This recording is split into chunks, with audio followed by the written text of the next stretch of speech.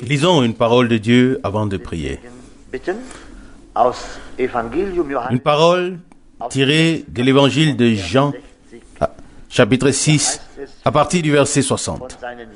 Il est dit, verset 60, plusieurs de ses disciples qu'il avait écoutés dire, c'est un discours dur ou difficile à entendre. Qui peut l'écouter? Verset 61. Mais comme Jésus savait en lui-même que ses disciples murmuraient à ce sujet, il leur dit, cela vous scandalise-t-il? Verset 62. Qu'en sera-t-il quand vous verrez le Fils de l'homme monter là où il était auparavant? Verset 63. C'est l'esprit qui vivifie. La chair ne sert à rien. Les paroles que je vous ai dites sont esprit et vie. Amen. Verset 64. Mais il y a parmi vous quelques-uns qui ne croient pas. Jésus savait en effet dès le commencement qui étaient ceux qui resteraient incrédules et qui était celui qui allait le trahir. Verset 65, il ajouta, c'est pourquoi je vous ai dit, nul ne peut venir à moi si cela ne lui a été donné par le Père. Louange et remerciements soient rendus à notre Seigneur pour sa précieuse et sainte parole. Nous ne croyons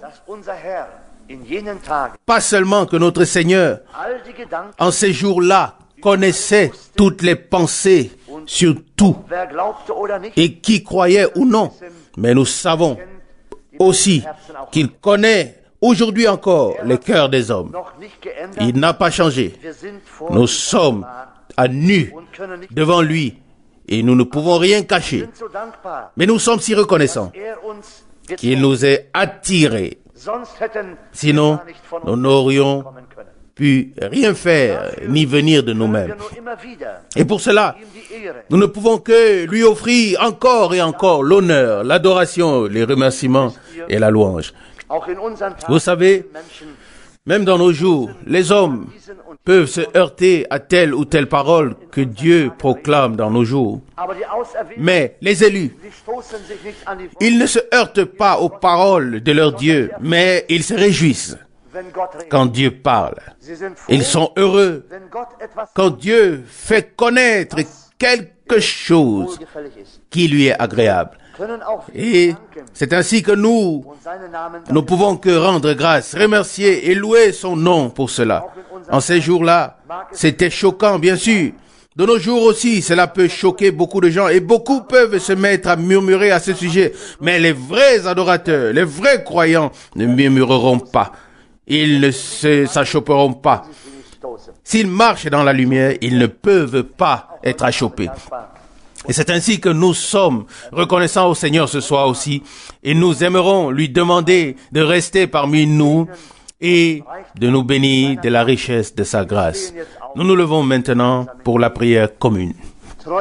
Dieu fidèle, nous te remercions du fond de nos cœurs pour ces heures de grâce, pour ce temps de grâce que nous pouvons encore avoir, que nous puissions nous approcher pour invoquer, exalter ensemble ton nom.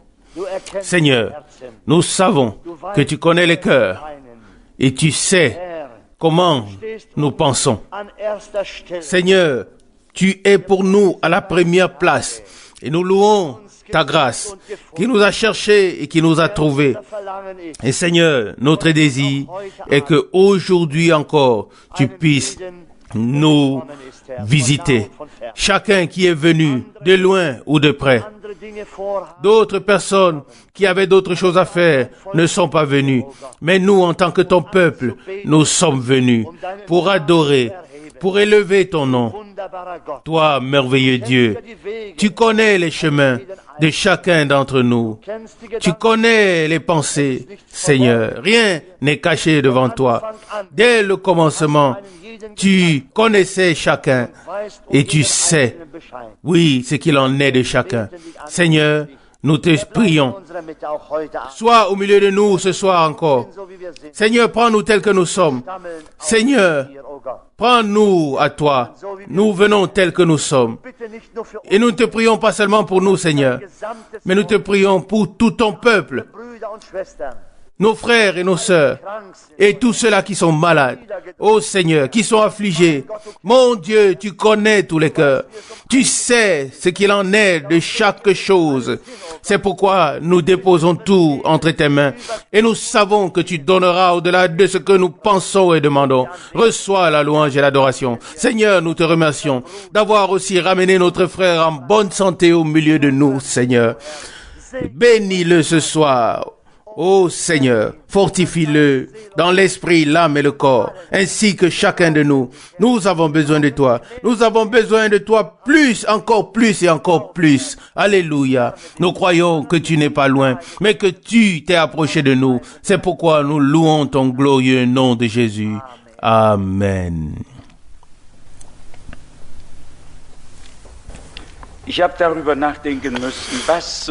J'ai dû penser à tout ce qui peut arriver en quelques jours. Un tremblement de terre couvre 25 000 personnes. Ici, ceci, là, cela. Des choses se passent qui nous font voir très, très proche le retour du Seigneur.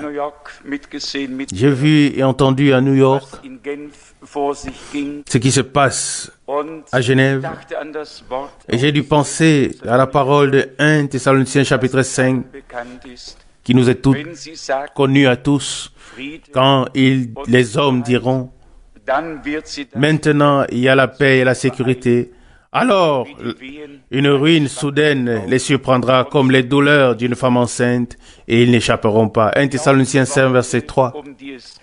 Les paroles principales dont il était question étaient paix et sécurité. Et il faut reconnaître, à moins de taper complètement à côté, on doit reconnaître que Gorbatchev était vraiment sincère. L'un des rares. Je sais que Frère Schmitt, oui, Frère Schmitt, celui qui vient du système a perdu pour toujours la confiance. Je sais, Frère Schmitt. Mais le temps est venu de juger de manière réelle. D'un autre côté, ce que Dieu a dit par la bouche de tous les prophètes doit s'accomplir, y compris dit par le frère Branham que la Russie détruirait l'Amérique. Et il n'a vu que la ruine et la cendre. Et si c'était sincère de la part de cet homme et qu'il dise « Je vais mettre à la casse, sous surveillance, la moitié de tout l'arsenal si vous ne montez pas jusqu'aux étoiles. » J'ai tout écouté. Pour la première fois depuis des années, j'ai regardé la télévision. Pourquoi pas? Et si, d'un autre côté, la partie adverse ne réagit pas, alors on peut imaginer quelle pensée ils ont. Et l'homme dit, avant que tu ne montes là-haut, je vais te montrer ici-bas comment ça se passe. Et cela aussi doit être ainsi pour que la parole de Dieu s'accomplisse en tout. Ça donne un trio direct. Oui, un triangle. L'Amérique, Rome et ensuite Armageddon. Oui, pour les deux premiers, le Russe s'en sortira bien, mais oui, pour le dernier, Dieu s'occupera de lui. Nous le savons tous. Il arrivera à sa fin sur la montagne d'Israël ou dans la vallée de Megiddo. Mais tout cela doit être ainsi parce que c'est écrit ainsi dans les Saintes Écritures. Et s'il est écrit 3 fois de suite dans Apocalypse 18, ô grande ville, en une seule heure, le malheur s'est abattu sur toi. Et ainsi de suite, ainsi de suite. Apocalypse 18, verset 10, verset 16, verset 19. Alors cela s'accomplira aussi. Les choses vont s'aggraver très, très rapidement. Même si j'écris dans la nouvelle lettre séculaire, où j'utilise le mot génération, je ne suis pas de ceux qui pensent que mon Seigneur prendra encore du temps pour revenir. Au contraire, je suis de ceux qui croient que le retour du Seigneur est proche. Amen. Mais aussi de ceux qui croient que Dieu se manifestera encore une fois. Que Dieu doit se manifester encore une fois pour que nous vivions au moins ce que nos frères ont vécu au commencement. Amen. Il faut que cela arrive. Il n'y a pas d'autre alternative. Mais aujourd'hui, nous voulons aussi avoir une heure de prière. Dans la parole que nous avons lue, on peut lire encore plus loin, comme nous le savons depuis des jours et des années. Verset 68, il est dit, partie Seigneur, à qui d'autre irons-nous? Avant, on nous a lu que beaucoup se sont détournés du Seigneur. Ils l'ont abandonné et ne l'ont plus suivi. Et puis, au verset 68, Seigneur, à qui d'autre irions-nous? Ça, c'est notre attitude. Amen. Seigneur, à qui d'autre irions-nous? Tu as les paroles de la vie éternelle. Amen. Et nous nous y tenons. Nous nous tenons aux paroles du Seigneur. Même si nous sommes parfois ou temporairement comme des personnes qui sont peut-être un peu en retard. Nous voulons aller de l'avant avec le Seigneur. Nous ne voulons rien fabriquer, mais que l'action de Dieu, en vérité et en fidélité, puisse être faite. Il est dit ici, Jean 6, verset 63, c'est l'esprit qui vivifie. La chair ne sert à rien. Nous pouvons faire tous les efforts du monde. Seul Dieu peut créer la vie divine en nous par la parole et par l'esprit. Toute volonté et toute action personnelle sont condamnées à l'échec dès le départ. Verset 62. Qu'en sera-t-il quand vous verrez le Fils de l'homme monter là où il était auparavant? Si ce que le Seigneur a dit auparavant était pour eux un choc, qu'en sera-t-il quand il sera monté? J'ai parlé tout à l'heure d'un juif avec lequel j'ai voyagé à travers toutes les États-Unis, de Kansas City à New York. Et dès les 2 ou 3 paroles, on pouvait comprendre qu'il est juif ou bien qu'ils sont juifs.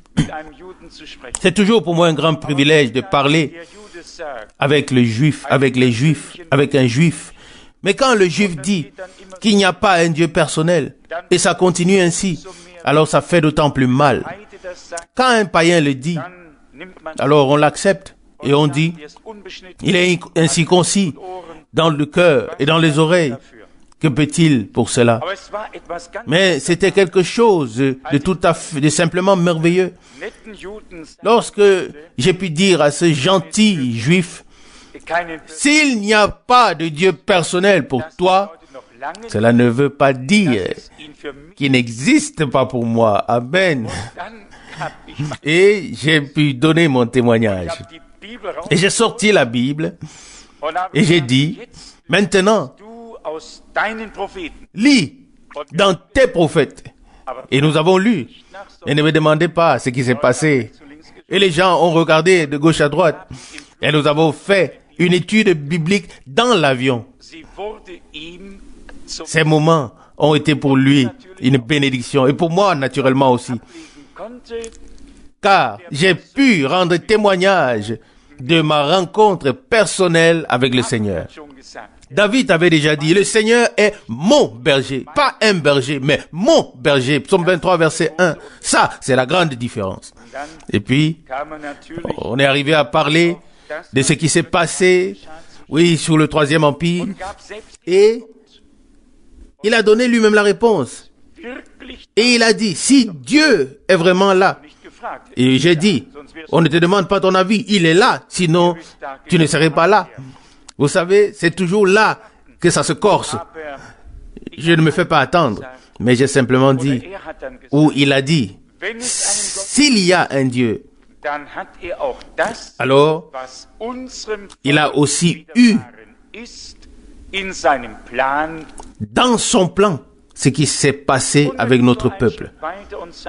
Et il est allé plus loin et a dit, sinon l'État d'Israël n'aurait peut-être jamais vu le jour. Et j'ai dit, chef, nous voilà arrivés au point dont il s'agit. Amen. Et c'est ainsi que Dieu conduit tout d'une manière simplement merveilleuse. Il a fait dire par Moïse qu'il devait disperser son peuple et qu'à la fin des jours, il ramènerait un reste. Et je le lui ai fait lire. Il me dit, est-ce vraiment écrit? Je dis, bien sûr, dans Genèse chapitre 15. Et il me dit, ce n'est pas possible. Et je dis, c'est vrai. Et nous sommes aussi arrivés à parler du Messie. Et il dit, écoute, le Messie est pour nous un homme comme tous les autres, approximativement de la taille du roi de David. Et je dis oui. Aurais-tu du mal à croire que Dieu, quoi qu'il soit esprit, pourrait se manifester sous une forme visible? Il dit oui. Il me dit oui, je peux le croire. Avec Dieu, s'il existe, alors tout est possible. Oui, j'ai dit, alors crois qu'il s'est révélé, manifesté de manière visible en Jésus-Christ. Puis je lui ai dit et puis je lui ai lu encore un passage de Zacharie 13, et il en est vraiment arrivé à admettre que tout cela s'est accompli en notre Seigneur. Mais le voile est encore sur leurs yeux. Ils ne peuvent pas encore voir, mais quand l'heure sonnera, ils verront. J'ai pensé à une parole du prophète Ésaïe. Ici, toutes les choses ont été prédites, mais nous avons dit que nous voulons prier. Et ce sera peut-être la meilleure chose à faire. Que nous n'allions pas plus loin dans la considération des Écritures, mais que nous puissions simplement prier.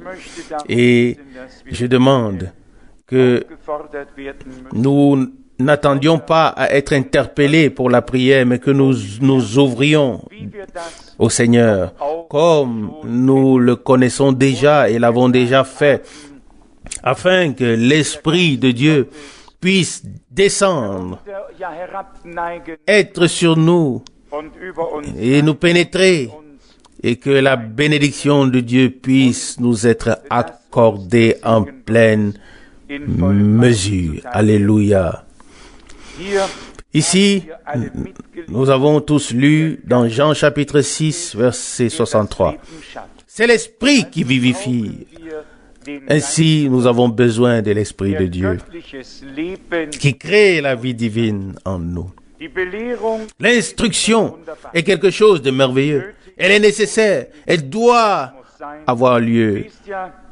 Elle est en effet comme le support, comme la colonne vertébrale dont nous avons besoin. Mais ensuite, l'Esprit de Dieu doit venir pour créer la vie en nous. Alléluia. Il est écrit ici, verset 63, c'est l'Esprit qui vivifie. La chair ne sert à rien. Amen. Et nous l'avons compris. La vie divine ne peut venir que de Dieu.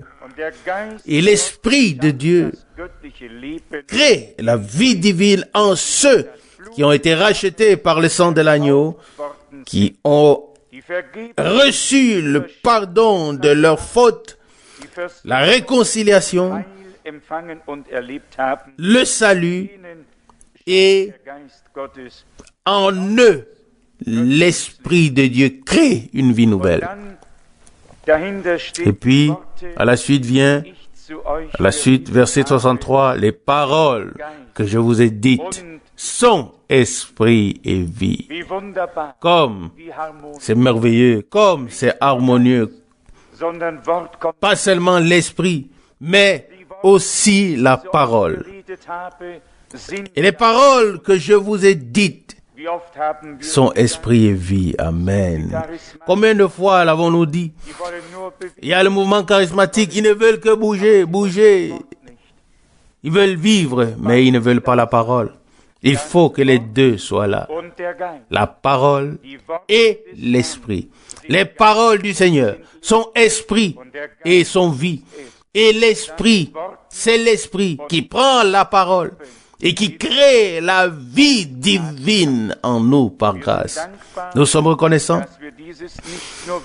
de pouvoir non seulement le savoir, le reconnaître et le lire dans les Saintes Écritures, mais nous sommes reconnaissants aussi de pouvoir l'expérimenter. Nous voulons expérimenter ce que nous lisons dans les Écritures. Au verset 64, Jean 6, le verset 64 ne doit s'accomplir en aucun de nous. Il est écrit ici, mais il y a parmi vous quelques-uns qui ne croient pas. Ça ne doit pas être le cas. Celui qui poursuit la lecture de ce passage se rendra compte que cela va jusqu'à Judas qui allait trahir et l'a aussi fait. Ainsi, aucun de nous n'a besoin de porter ces chaussures. Elles ne conviennent à personne. Nous sommes ici parce que nous croyons, est-ce vrai ou non? Si nous ne croyions pas, nous ne serions pas ici. Je l'ai dit à notre frère bien-aimé avant la réunion. Parfois, nous sommes tourmentés par des pensées qui sont aussi de l'ennemi. Tout ce qui nous déprime, qui veut nous détruire, ne vient pas de Dieu. Il y a une grande différence entre Pierre et Judas. Qui est-ce? Je crois un des grands hommes de Dieu qui a sombré dans le désespoir. Je ne sais pas qui c'était, je ne sais plus, peut-être Moody ou bien un autre. Et après 2 ans de désespoir, il voulait se suicider parce que Satan lui disait toujours et encore, tu es comme Judas, tu es comme Judas, tu es comme Judas. Il ne pouvait pas s'expliquer ça. Et puis il a rencontré un homme, un simple croyant. Et ils ont parlé ensemble. Et le croyant là lui dit, écoute, le diable qui est entré dans Judas t'a aveuglé les yeux. Tu n'es pas Judas, mais tu es Pierre. Tu n'as pas trahi le Seigneur. Tu n'as pas pris d'argent. Oui, tu ne l'as pas vendu. Tu ne l'as pas trahi. Mais tu n'as simplement pas eu le courage de le confesser, c'est-à-dire de te déclarer pour lui. Et tu n'as fait que le régner. Et quand cet homme lui a ainsi mis la clé sous la main, il a saisi la main du Seigneur et a dit, c'est vrai. Et la grâce est pour moi. Et l'homme s'est mis à pleurer. Et cela a changé toute sa vie parce qu'à ce moment, il a compris que le diable voulait le détruire. Et puis, il a soudain vu qui il était et quelle est sa position. Et il pouvait se laisser placer correctement sur sa position. Et c'est ainsi aussi que nous devons le faire. Parfois, l'ennemi vient et veut fondamentalement tout détruire jusqu'à ce qu'il ne reste plus rien, jusqu'à ce que l'on veuille même presque se donner la vie, se prendre la vie, sauter la vie. Et alors, il rirait. Il aurait alors obtenu tout ce qu'il voulait obtenir. Mais nous ne sommes pas ici pour que le diable nous fasse quitter la vie. Nous sommes ici pour que Dieu nous fasse passer de la mort à la vie. Alléluia, car c'est ainsi qu'il est écrit dans Jean chapitre 5, verset 24. Celui qui écoute ma parole et croit en celui qui m'a envoyé a la vie éternelle et ne vient pas en jugement. Non, il ne viendra pas en jugement. L'ennemi peut nous reprocher certaines choses et vouloir vraiment nous rendre la vie difficile. Mais, croyons de tout notre cœur, car c'est ainsi que nous honorons Dieu. Sans la foi, il est impossible d'être agréable à Dieu, mais avec la foi, nous pouvons aller de l'avant. J'ai la demande et je pense très sérieusement et sincèrement. Nous avons notre frère ici aujourd'hui. Mon ministère est le ministère de l'enseignement, de la proclamation de la parole, comme cela m'a été ordonné de faire. Mais si nous avons un frère au milieu de nous qui a la foi, peu importe ce que il puisse avoir, nous voulons saisir l'occasion de prier et ne pas la laisser passer et que personne ne reste en arrière. Personne ne devrait penser que pense l'autre. Oubliez tous les autres. Nous sommes ici devant Dieu. Nous voulons faire l'expérience de Dieu. Nous sommes ici pour que l'Esprit de Dieu puisse agir par la parole de Dieu sur la troupe rachetée par le sang. Et c'est ainsi que nous voulons croire de tout notre cœur. Et je demanderai que nous nous levions simplement, que notre frère s'avance et que nous prions pour tous ceux qui souhaitent la prière. Ne vous inquiétez pas. Si vous avez la foi, levons-nous et prions. Et que ceux qui se sentent poussés avancent et le fassent en toute confiance. Nous prierons en tant que frères et Dieu bénira. Dieu Tout-Puissant, nous te remercions de tout cœur. Nous te remercions pour ta parole, pour ta grâce, pour la rédemption, pour le salut. Nous te remercions pour tous tes serviteurs, les prophètes, pour tous les apôtres. Nous te remercions pour le frère Branham, qui a remis ta parole sur le chandelier, qui a pu la proclamer sans compromis par la révélation de l'Esprit. Nous te remercions pour les frères, tous les frères, pour toutes les sœurs. Nous te remercions aussi pour les anciens. Nous te remercions pour les frères qui servent, que tu puisses les bénir. Nous sommes unis dans ton amour, bien-aimé Seigneur, et nous te prions pour tous ceux qui ont bu de la coupe du salut, afin que tu les conduises, que tu changes, oui, chaque situation pour le meilleur, et que tu aies ton chemin avec nous. Nous te croyons, nous te faisons confiance. Aide-nous, Seigneur fidèle, et nous serons aidés.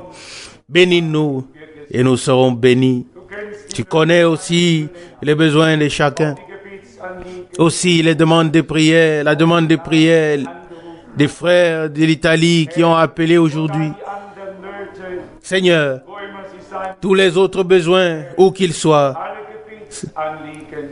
nous t'apportons toutes les requêtes de prière à toi, le Dieu Tout-Puissant. Et nous voulons très bientôt entendre que tu t'es manifesté comme le vivant. Amen. Bien-aimé Seigneur, mets-nous dans la position où ta volonté puisse s'accomplir à travers nous. À toi l'adoration pour tout, au nom de Jésus. Amen.